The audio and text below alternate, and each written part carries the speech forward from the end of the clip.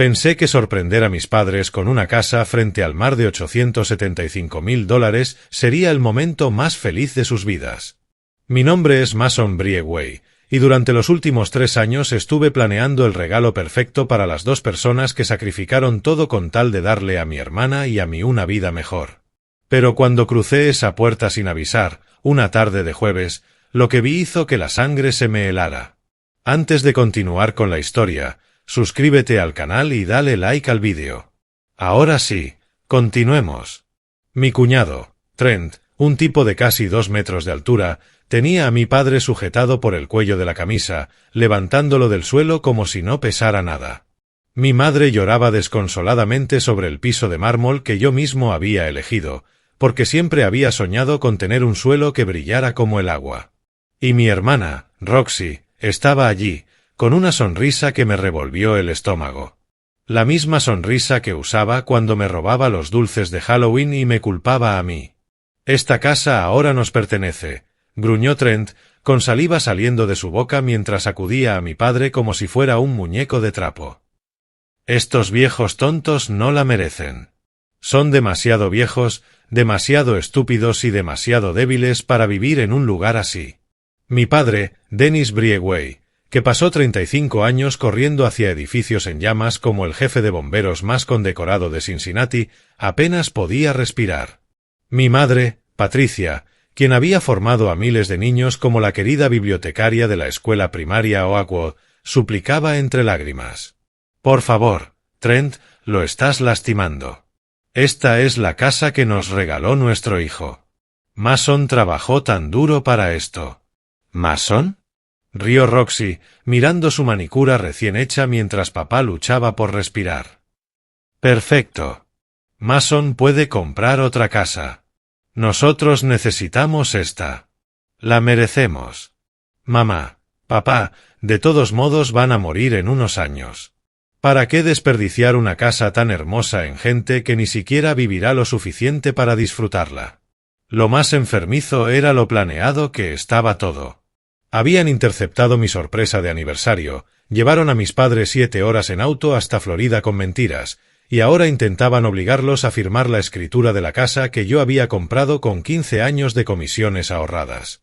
Una casa que debía ser el retiro de sus sueños, después de una vida durmiendo en un dormitorio con goteras en el techo, porque siempre habían preferido gastar su dinero en nuestra educación en lugar de reparar su propio hogar. Me quedé allí, congelado, 3 segundos que parecieron 3 horas. Vi el rostro de mi padre enrojecerse, a mi madre extendiendo la mano hacia el hombre con quien había compartido 35 años de matrimonio, y a mi hermana contando con los dedos, como si ya estuviera calculando cuánto podría revender la propiedad. No me habían visto todavía. No sabían que había conducido toda la noche desde Atlanta, tras recibir el aterrador mensaje de voz de mamá. No sabían que llevaba 5 minutos grabando todo desde la ventana. Ni que 2 patrullas de la policía de Clearwater estaban esperando a la vuelta de la esquina a que yo diera la señal. Lo que ocurrió después cambió para siempre a mi familia, y me enseñó que, a veces, la gente que comparte tu sangre puede ser una completa extraña, mientras que la familia que eliges se convierte en todo. Crecí en un modesto suburbio de Cincinnati. Mis padres, Dennis y Patricia Briegway, nos dieron a mi hermana Roxy y a mí todo lo que podían, y muchas veces, incluso lo que no podían permitirse. Nuestra casa en la calle Maple no era gran cosa por fuera, revestimiento de aluminio que pedía pintura a gritos, una entrada con más grietas que cemento, y un porche delantero que se inclinaba un poco hacia la izquierda desde que la base se había asentado. Pero por dentro, mis padres construyeron algo que el dinero no puede comprar, un hogar donde el sacrificio era rutina y el amor la única moneda que importaba. Papá trabajó 35 años en el departamento de bomberos de Cincinnati, ascendiendo desde novato hasta jefe, gracias a su determinación y su incapacidad para abandonar a alguien en peligro. Volvía a casa al amanecer oliendo a humo y cansancio, con el uniforme todavía húmedo por las mangueras. Y aún así, jamás se perdió uno solo de mis partidos de béisbol ni de los recitales de danza de Roxy. Mason, la familia es primero, solía decir cada domingo, antes de la cena, juntando sus manos gastadas para dar gracias en nuestra pequeña mesa de cocina. Todo lo demás son solo detalles. Mamá dirigió la biblioteca de la escuela Oakwood durante 28 años, convirtiéndola en lo que el director llamaba el corazón del colegio. Los niños que no tenían nada encontraban dinero para el almuerzo escondido en los libros que devolvían. Los padres con dificultades económicas descubrían misteriosos errores informáticos que eliminaban sus multas atrasadas. Trabajaba hasta las 6 de la tarde, luego llegaba a casa para ayudarnos con la tarea, cocinar desde cero, porque era más barato que pedir comida, y de alguna manera hacía que nuestra ropa de segunda mano pareciera especial. «No es lo que llevas puesto», le decía a Roxy mientras le ajustaba un vestido usado. «Es la forma en que te llevas a ti misma lo que importa». Esas palabras y esos valores fueron mi combustible durante la universidad, los días de 14 horas construyendo mi negocio inmobiliario, cada apretón de manos y cada contrato. Mientras otros corredores celebraban sus ventas en clubes exclusivos y gastaban sus bonos en BMWs, yo vivía en un estudio y ahorraba cada comisión. Mis compañeros pensaban que estaba loco.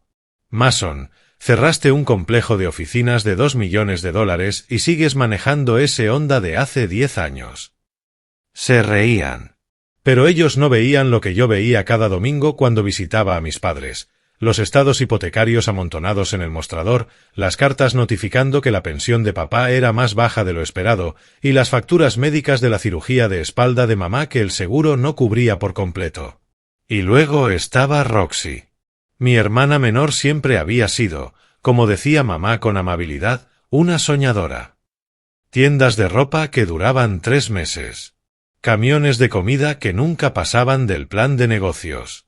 Un centro de bienestar que se convirtió en un error de $70,000.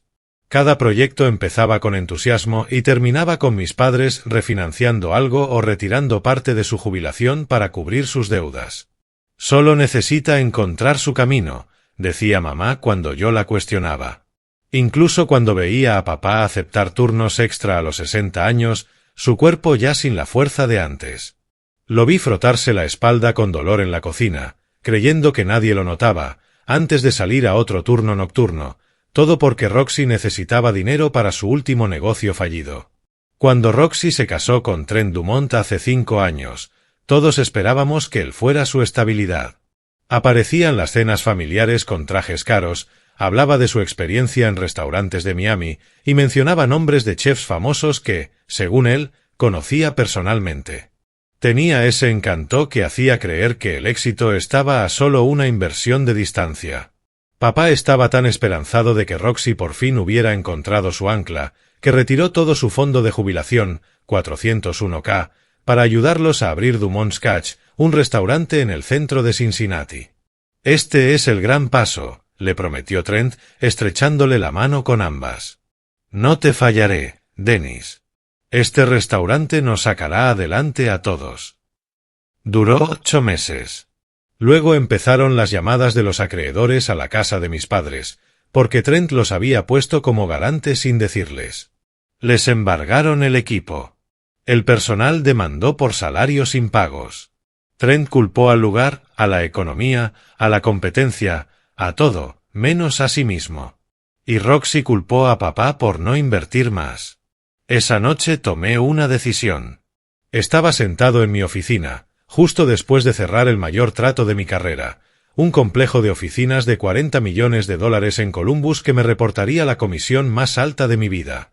Mientras firmaba los papeles, todo lo que se me venía a la cabeza era el próximo aniversario número 35 de mis padres, el cumpleaños 60 de papá esa misma semana, y la imagen de los dos todavía durmiendo en un dormitorio donde tenían cubos bajo las goteras porque arreglar el techo habría significado no poder ayudar a Roxy con su siguiente crisis. Se merecían algo mejor. Se merecían todo. Y por primera vez yo estaba en posición de dárselo sin pedir nada a cambio, salvo verlos por fin ponerse a ellos mismos en primer lugar. El plan debía ser sencillo y hermoso. Mis padres irían a casa de Roxy a su cena habitual del jueves. Y cuando volvieran a su casa, mudanceros profesionales estarían cargando sus cosas en un camión. Encontrarían una carta en la mesa de la cocina explicándolo todo, los billetes de avión para la mañana siguiente y las llaves de su nueva vida en Clearwater Beach. En lugar de eso, mi teléfono explotó con llamadas perdidas a las 2 de la madrugada de ese jueves, 17 llamadas de mi madre, 3 de mi padre y un mensaje de voz que me heló la sangre. El buzón de mamá estaba entre sollozos, apenas coherente. Mason, ha pasado algo terrible. Roxy y Trent saben de la casa. Nos han llevado, Mason. Nos obligaron a subir al coche. Por favor, ven a casa. Por favor, ayúdanos. Yo estaba en Atlanta terminando una inspección de propiedad cuando llegaron las llamadas. Ni siquiera volví al hotel por la maleta. Me subí al coche y conduje 8 horas seguidas durante la noche, con las manos aferradas al volante mientras los mensajes de papá iban llegando, uno tras otro, cada uno más preocupante que el anterior. No vengas. Lo estamos manejando. Tu hermana está confundida. Está bien. Mason, por favor déjalo. No queremos arruinar tu sorpresa. Todo está bien. Yo conocía la forma de escribir de mi padre después de 38 años. Esos mensajes eran demasiado cortos, demasiado derrotados. Él nunca escribía así. En sus textos siempre había signos de exclamación, no puntos. Esto no era calma. Esto era control. Entré en nuestro viejo barrio al mediodía, el pecho apretado por el presentimiento. Su casa estaba completamente vacía. No vacía como cuando alguien se va de vacaciones, sino despojada. La ventana de la cocina abierta, las cortinas desaparecidas. La señora Chen, la vecina de al lado, me esperaba en el porche. Prácticamente corrió hacia mi coche antes de que yo aparcara. Mason, gracias a Dios que has venido, susurró, mirando alrededor como si alguien pudiera estar observando. Se fueron con Roxy ayer por la mañana. Ese marido suyo estaba cargando cajas, tirando cosas.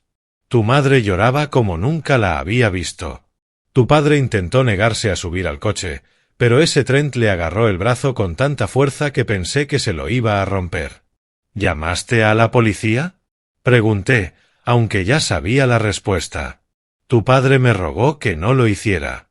Dijo que era un asunto de familia, pero Mason, conozco a tus padres desde hace 20 años. Nunca los he visto tan asustados. Mi mente barajó posibilidades y entonces me golpeó como un martillo, la tarjeta de cumpleaños que había dejado con nuestro abogado de familia, en la que había escrito la dirección pensando que era una idea ingeniosa enviándola mientras cenaban en casa de Roxy. Roxy debía haberla interceptado de algún modo, probablemente por la secretaria del abogado con la que había salido brevemente el año pasado. Había sabido de mi sorpresa y la había convertido en una emboscada. Las 7 horas de camino hasta Clearwater se sintieron como 7 años. Llamé a papá 18 veces y todas cayeron directo al buzón. El teléfono de mamá estaba totalmente apagado. Ni siquiera Roxy contestaba, aunque podía ver que leían mis mensajes. Con cada milla que pasaba, mi imaginación pintaba escenarios peores. ¿Estarían heridos? ¿Los tenían retenidos contra su voluntad? ¿Las deudas de juego de Trent lo habían empujado a algo desesperado? Cuando finalmente tomé Sunset Shore Drive y vi la casa por primera vez en persona desde el cierre, se me cayó el estómago. La villa de estilo mediterráneo que había comprado como símbolo de la libertad de mis padres se había convertido en su prisión.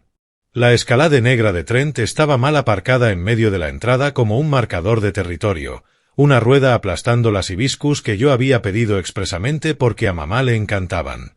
A través de los enormes ventanales que debían enmarcar la vista al mar, pude ver todo desarrollándose como una pesadilla en un escenario. Mamá de rodillas junto a la isla de la cocina, los hombros convulsionados por el llanto. Papá con la espalda contra la pared cerca del frigorífico y Trent con el puño enredado en el cuello de la camisa de papá, levantándolo del suelo. «Fírmenlo». La voz de Trent atravesó el vidrio, agresiva y desesperada. «Firme la transferencia de la escritura, viejo, o me aseguro de que nunca vuelvas a ver a tu preciosa hija. ¿Crees que Mason es tan perfecto? Compró esta casa para controlarlos, para volverlos dependientes de él. Les estamos haciendo un favor».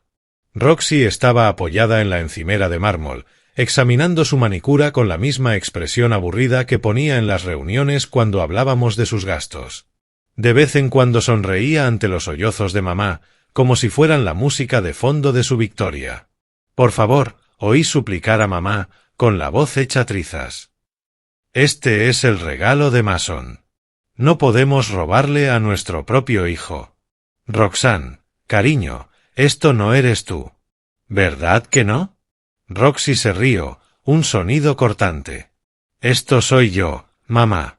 La hija que está cansada de ser la segunda opción frente a Sam Mason. Él puede comprarse otra casa. Nosotros necesitamos esta. Nos la merecemos después de todo lo que nos han hecho». En ese momento vi el rostro de papá cambiar. Vi algo romperse en el hombre que había sacado gente de edificios en llamas. Se llevó la mano al pecho, su cara tomó un tono alarmante de rojo. Me quedé inmóvil frente a esa ventana exactamente 3 segundos, viendo a mi padre luchar por respirar mientras Trent lo sacudía como si fuera un juguete. 3 segundos para dejar que la rabia abrasadora se transformara en cálculo helado. 3 segundos para entender que entrar a la fuerza solo habría escalado la violencia. 3 segundos para trazar un plan que terminara con esto de forma definitiva, no solo temporal. Mis manos estaban sorprendentemente firmes mientras sacaba el teléfono y empezaba a grabar a través de la ventana, asegurándome de capturar el agarre de Trent en el cuello de papá, la postura de mamá en el suelo y la indiferencia casual de Roxy ante el sufrimiento de nuestros padres. El vídeo sería crucial, pero no bastaba. Necesitaba pruebas que los comprometieran más, que revelaran la magnitud de su plan. Durante el viaje había agarrado varios documentos de la caja fuerte de mi oficina que había ido guardando para el momento adecuado. La carpeta contenía las deudas de juego de Trent en 3 casinos diferentes, por un total de $97,000, cheques falsificados de la cuenta de mamá que había descubierto 6 meses atrás pero que nunca había confrontado, y las grabaciones de seguridad del banco que mostraban a Roxy retirando dinero con la tarjeta ATM robada de papá en 12 ocasiones. Había protegido a mis padres del feo rostro de la traición de su propia hija, pero ahora esos documentos eran armas. Marqué a mi abogado inmobiliario, Jim Crawford, hablándolo bastante alto como para transmitir urgencia, pero manteniéndome lo bastante lejos de la casa para no ser detectado. «Jim, necesito que congeles de inmediato cualquier intento de transferencia de propiedad de la casa en Clearwater. Saca los documentos que prueban que soy el único propietario y envíalos a la oficina del sheriff del condado de Pinellas ahora mismo». «¿Qué está pasando, Mason?», preguntó Jim, con una preocupación evidente en la voz. «Mi cuñado está intentando obligar a mis padres a firmar la cesión de una propiedad que no les pertenece usando la fuerza física. Estoy a punto de intervenir, pero necesito respaldo legal». «¿Listo? Ah, y por favor contacta también con la Fiscalía del Estado de Florida por intento de gran robo y abuso a personas mayores». Mientras Jim movía sus contactos y hacía su magia legal, hice mi segunda llamada, esta vez al oficial Carlos Martínez, el agente de libertad condicional de Trent en Ohio. Desde hacía meses lo mantenía vigilado, especialmente desde que se había saltado 3 comparecencias tras el fracaso del restaurante. «Oficial Martínez, soy Mason Briegway. Me pidió que lo llamara si Trent Dumont cruzaba las fronteras estatales sin permiso. En este momento está en Florida agrediendo físicamente a un bombero jubilado de 60 años e intentando robar una propiedad valuada en $875,000. No tiene autorización para salir de Ohio sin aprobación judicial», confirmó Martínez de inmediato. «Contactaré ahora mismo con los US Marshals y con las autoridades locales de Florida. ¿Puede enviarme el vídeo que mencionó?». Subí la grabación a un servidor en la nube y le envié el enlace a Martínez. Luego abrí la aplicación de domótica de la casa en mi teléfono, agradeciendo el paquete tecnológico que había insistido en incluir durante el cierre de la compra. El antiguo propietario había instalado cámaras de seguridad en cada habitación, todas conectadas a un sistema que yo podía controlar a distancia. Activé todas las cámaras, las configuré para que grabaran directamente en la nube y decidí anunciar mi presencia de una forma que causara el mayor impacto psicológico posible. Apagué todas las luces de la casa al mismo tiempo. Los gritos fueron instantáneos. Trent soltó a papá y tropezó hacia atrás en la oscuridad. Roxy chilló como si hubiera visto un fantasma. Mamá llamó desesperada a papá y escuché su voz responder, más fuerte que antes. Los dejé en pánico exactamente 5 segundos antes de devolverles la luz. Entonces activé el sistema de intercomunicación del hogar, dejando que mi voz retumbara por cada habitación. Trent Dumont y Roxanne Briegway Dumont están siendo grabados en 12 cámaras distintas. Esta transmisión se está enviando en vivo a la policía de Clearwater y a la Fiscalía del Estado de Florida. A través del ventanal, vi cómo la cara de Roxy perdía todo el color.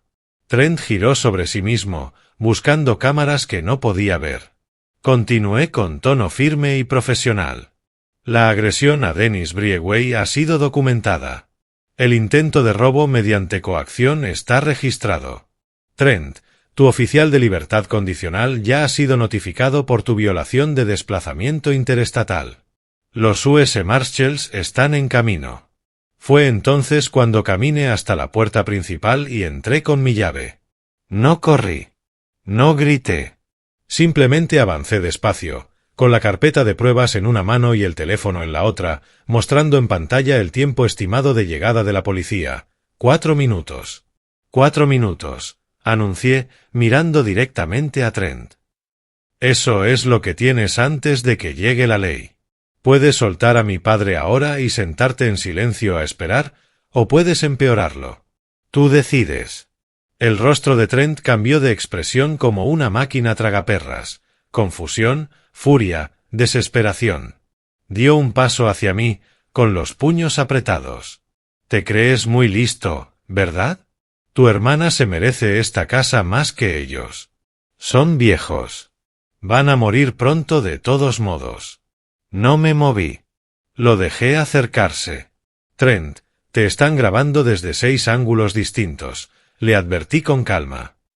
Cada paso que das hacia mí es un año más en tu condena. Eso lo detuvo en seco. La comprensión le golpeó por fin. Su plan criminal estaba documentado desde todos los puntos posibles. Suelta a mi padre, dije en voz baja, manteniendo contacto visual mientras él quedaba paralizado entre papá y yo. El aire se volvió denso. La tensión llenaba la casa. Afuera, las olas del océano golpeaban la orilla con una serenidad que contrastaba con la destrucción de nuestra familia. Trent intentó recuperar su arrogancia, enderezándose hasta su altura completa. Tus padres ya acordaron firmar. Llevamos horas aquí. Ellos quieren que tengamos la casa.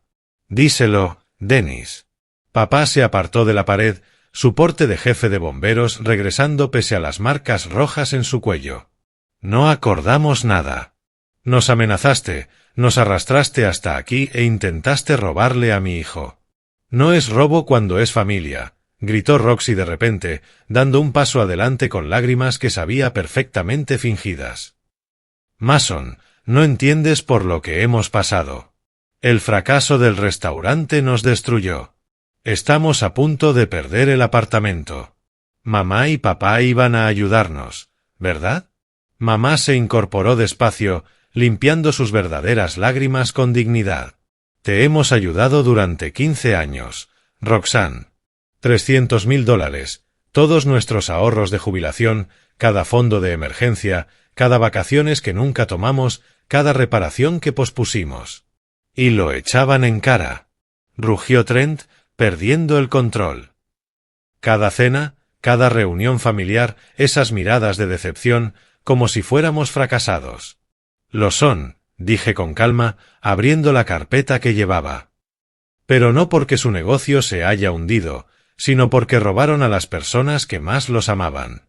Saqué el primer documento. Pacific Coast Casino, $43,000 en deudas de juego a nombre de Trent, pagados con cheques robados de la cuenta de mamá. Soul Hard Rock, $28,000. El mismo patrón. ¿Sigo? El color desapareció completamente del rostro de Trent. Roxy se apoyó en la encimera para no caer. Eso es imposible, susurró. Jamás tocamos sus cuentas. Saqué las imágenes impresas de las cámaras de seguridad. 15 de enero, Roxy captada en el First National Bank retirando $2.000 de la cuenta de papá. 28 de enero, otros 3.000. 3 de febrero, 5.000 más. Te volviste codiciosa y descuidada. El departamento antifraude del banco lo detectó, pero papá les dijo que era autorizado, porque no podía aceptar que su propia hija lo estuviera robando. La voz de papá sonó hueca. ¿Sabías esto desde hace 6 meses? Asentí. Contraté a un contador forense cuando noté discrepancias. No te lo dije porque tenía la esperanza de que Roxy buscara ayuda, de que mejoraran las cosas, de que pudiéramos resolverlo en silencio, como familia. ¡Maldito santurrón! Rugió Trent lanzándose hacia mí con el puño en alto. El golpe fue torpe y predecible, propio de alguien que solo ha visto pelear en películas. Me hice a un lado y su impulso lo llevó directo contra una de las columnas de mármol italiano que había mandado instalar en la entrada. El crujido de su nariz al romperse fue seguido de un grito de dolor mientras caía al suelo, la sangre chorreándole entre los dedos. «Me rompiste la nariz. Me agrediste. Te demandaré por todo». Una voz nueva se escuchó desde la puerta. En realidad, la única agresión que hemos presenciado es la suya, señor Dumont. Era el sheriff Martínez entrando con 4 agentes. Su tableta mostraba las grabaciones en directo del sistema de seguridad. Detrás de ellos, 2 paramédicos se apresuraron a atender a papá, mientras otro revisaba la lesión de Trent. Llevamos viendo la transmisión en vivo los últimos 10 minutos, continuó Martínez, sacando las esposas. Trent Dumont queda arrestado por asalto, agresión, intento de robo mediante coacción, violación de libertad condicional y cruce de fronteras estatales sin autorización. «Esto es una trampa», gritó Trent, con la cara ensangrentada. «Nos tendió una emboscada. Mason planeó todo. Planeé darle a mis padres un regalo de jubilación», corregí con calma. «Planeaste un delito grave», dijo el sheriff Martínez mientras los agentes esposaban a Trent. Roxy corrió hacia él, sus lágrimas falsas mezclándose ahora con un pánico real. «No pueden arrestarlo. Somos las víctimas aquí. Mason lo tiene todo y nosotros no tenemos nada. Nuestros padres lo eligieron a él por encima de su propia hija». Martínez la observó con profesional frialdad. «Señora, ¿le gustaría explicar los $70.000 en retiros fraudulentos de las cuentas de sus padres? Tenemos las pruebas que el señor Brieway proporcionó». Roxy se volvió hacia nuestros padres, y la máscara que había llevado durante años se desmoronó por completo. «Soy su hija. Su sangre. ¿De verdad van a dejar que nos arresten? ¿Van a elegirlo a él por encima de mí?» Mamá se acercó despacio, erguida, con la misma dignidad que mostraba en la biblioteca de la escuela. «No estamos eligiendo a nadie, Roxanne. Tú hiciste tu elección cuando decidiste aterrorizar y robar a las personas que te dieron todo. Elegiste la avaricia en lugar de la gratitud. El robo en lugar de la confianza». Papá añadió, con la voz firme a pesar de los moretones que empezaban a marcar su cuello. «Cuando estés lista para volver a ser nuestra hija y no nuestra ladrona, aquí estaremos. Pero ni un segundo antes de que asumas la responsabilidad de lo que hiciste». El rostro de Roxy se deformó en una mueca de rabia. «Se arrepentirán. Cuando sean viejos y estén muriendo, no vengan a llorarme. Mason no siempre estará ahí. Van a quedarse solos». «No», respondí, sacando un documento de mi carpeta. «Ellos estarán protegidos». Mostré la orden de restricción recién emitida. «Si te acercas a menos de 150 metros de ellos o de esta casa, te unirás a Trent en la cárcel». Mientras los agentes los escoltaban fuera, Trent maldiciendo y Roxy sollozando, la casa se volvió extrañamente silenciosa. Demasiado grande, demasiado vacía, demasiado todo. Solo el sonido de las olas rompiendo suavemente más allá de los ventanales de piso a techo llenaba el espacio.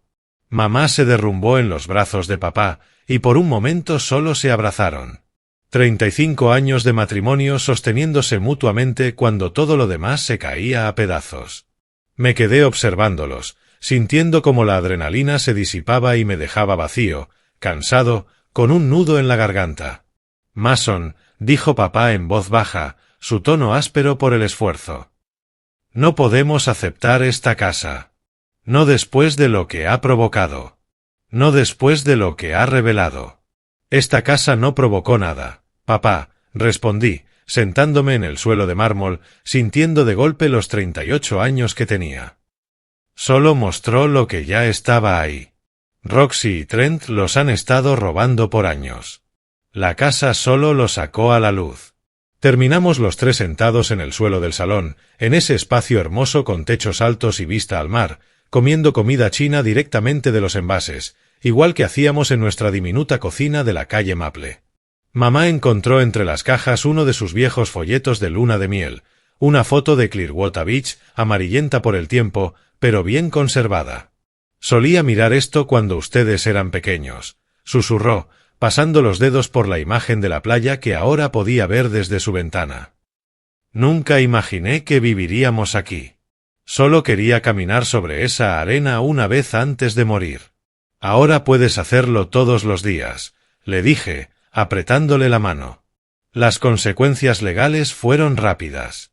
Trent recibió 18 meses de prisión por violar su libertad condicional, agresión y tentativa de gran robo. Durante el juicio, salieron a la luz sus deudas de juego, revelando conexiones con personas peligrosas que tenían mucho interés en encontrarlo. Roxy pidió el divorcio una semana después de la sentencia y desapareció rumbo a Arizona con un nuevo novio que, según supe después, llevaba meses viendo a escondidas de Trent. El contador forense que contraté descubrió que ella llevaba una doble vida, desviando dinero de mis padres mientras mantenía una relación con un hombre que creía que ella era soltera y huérfana. 6 meses después, recibimos un solo mensaje suyo. «Estoy recibiendo ayuda. Lo siento. Tal vez algún día pueda enmendar esto». Mamá respondió con solo 4 palabras. «Siempre te amaremos, Roxanne». Pero el verdadero final, el momento que me hizo entender que todo había valido la pena, llegó exactamente un año después. Estaba de visita por el cumpleaños 61 de papá cuando escuchamos que tocaban la puerta. Una pareja joven se encontraba afuera con un niño de 2 años.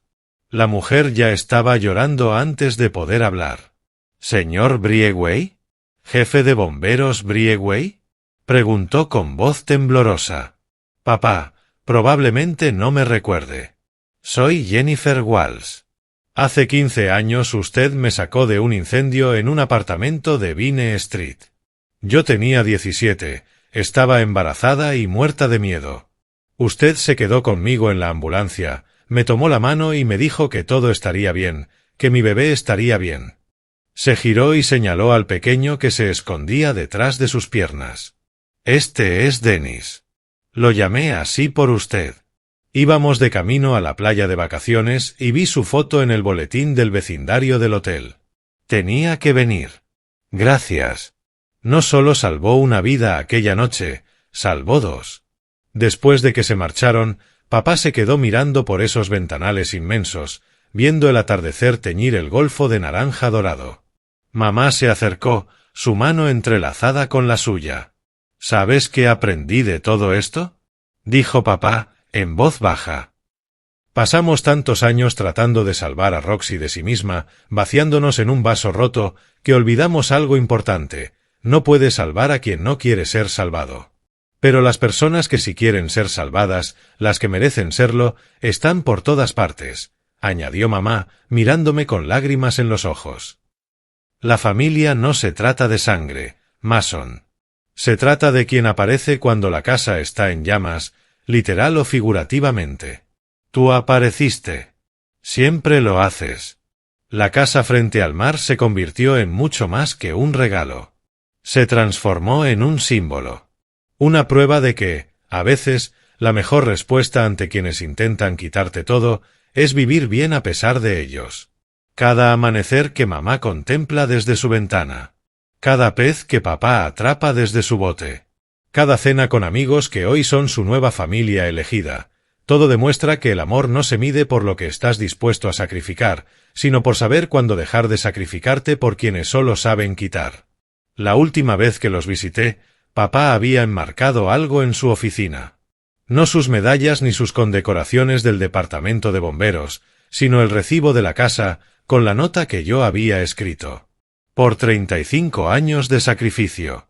Ahora es su turno de vivir. Debajo, él había agregado sus propias palabras. El mejor regalo no es la casa. Es aprender qué puertas abrir y cuáles cerrar para siempre. Algunas, una vez cerradas, protegen todo lo que vale la pena conservar.